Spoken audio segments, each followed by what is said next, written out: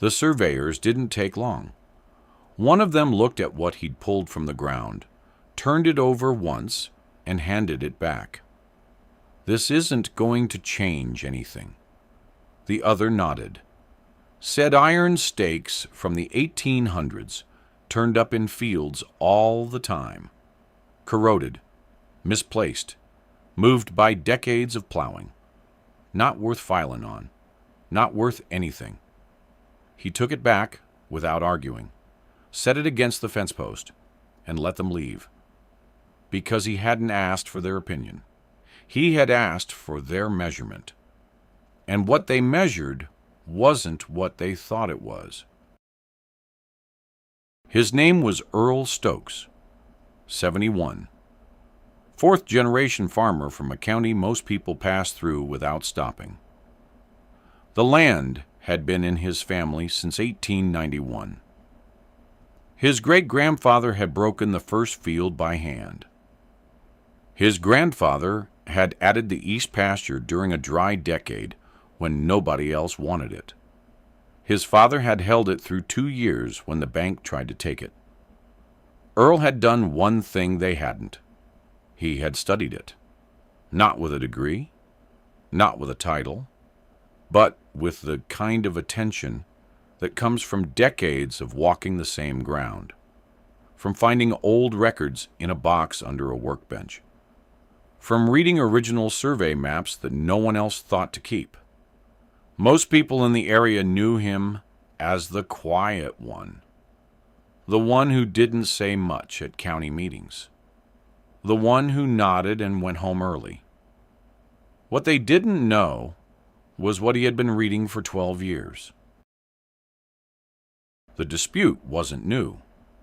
A development company had been pressing on the east boundary for 11 years.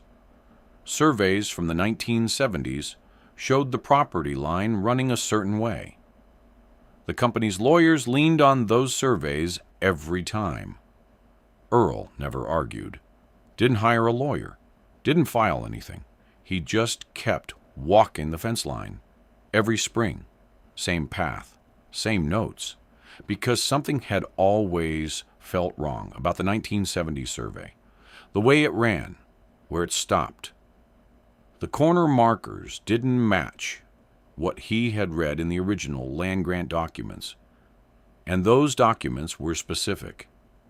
A federal survey from 1873, done by a government crew, filed with the General Land Office in Washington. The original boundary description followed a drainage line that had since been redirected. A fact no one had checked in 50 years. He had been looking for the physical proof for 7 years. Walking the back edge of the property every season, looking for something most people wouldn't know to recognize. Then one morning in late October, post hole digger, 30 inches down. He felt it. It was iron, corroded, about 18 inches long, tapered at the bottom the way government survey stakes were made in the 1870s. He cleaned it off slowly, ran his thumb along the top edge where a stamp would be. The markings were faint, but they were there. A section number, a township line, the initials of a federal survey crew. He didn't call anyone right away. He went inside, pulled out the photocopies he had made at the State Historical Archive years earlier. The ones that described the southeast corner marker as a 1-inch iron pin, driven 30 inches below grade, set at the point where the original drainage intersected the section line. He looked at the pin, then at the notes, then at the GPS coordinates he had taken that morning.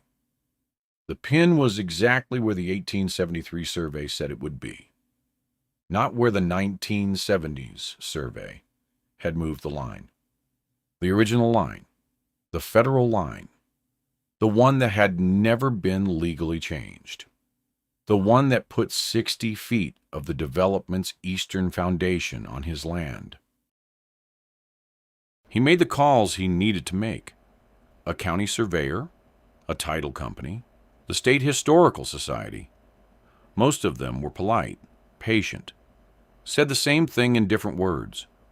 Old stakes show up all the time. Survey records get superseded. A 150-year-old pin doesn't override a modern boundary agreement. The title company said there was a chain of documentation going back to 1971. Any challenge would require a court order. The county assessor looked at the photographs he brought, said it was interesting, then looked at his watch. The development company's lawyers didn't respond for 3 weeks.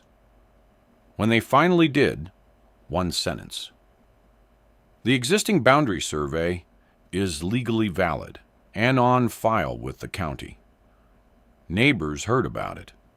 They always do. Earl's trying to move a fence line with a rusty old stick. That's not how any of this works.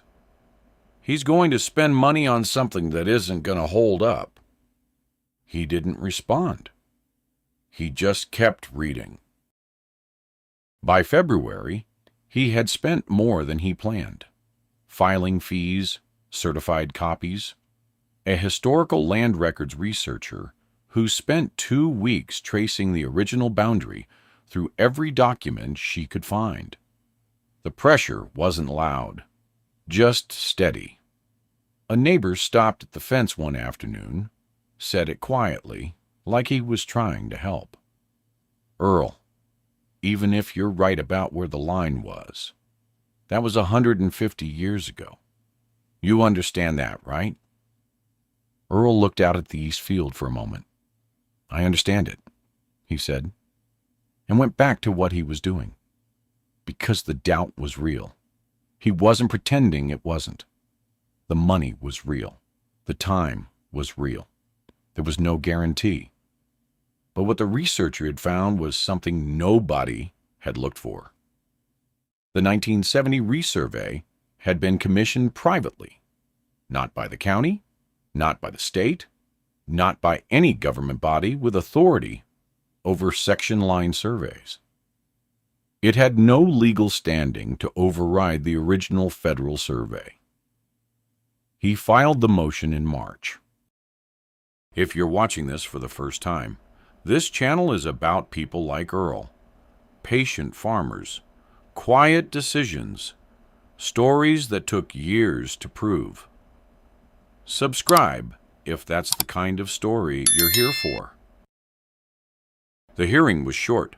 The development company arrived with 3 attorneys. Earl arrived with the researcher and a rolled set of documents. The company's lead attorney started with the 1970 survey, the established chain of title, the accepted boundary. Then Earl's researcher laid out the original land grant, the 1873 Federal Survey notes, the GPS coordinates from the pin, and a state land office letter obtained 3 weeks earlier, confirming the original federal survey had never been legally modified. The room went quiet in the way rooms go quiet when something can't be taken back. The pin's location placed 62 feet of the development's eastern foundation inside Earl's property line. Not debatably, not possibly, definitively. The lead attorney asked for a recess. 3 of the company's investors left the building before the hearing resumed. Word didn't take long to spread. It never does. By the week after the hearing, the county assessor had updated the boundary records. The surveyors who had waved him off were asked to review their findings. The neighbor, who had told him to let it go, stopped by, looked out at the east field for a long moment. "How long did you know?" he asked. Earl thought about it. "Long enough," he said. After that, nothing changed overnight. The legal process would take months. The company had resources and time. None of it was finished. But what had started in a post hole on a cold October morning had done something that couldn't be undone. It had put the truth on paper. Not because Earl had been lucky, not because the pin happened to be there, because he had been looking for it for 7 years, walking the same fence line, reading the same records, waiting for the moment when what he already knew could finally be proven. Most people never look that carefully, never wait that long, because most things aren't there to be found. But some things are, buried just below the surface, waiting for someone patient enough to dig. And sometimes, that's all it takes.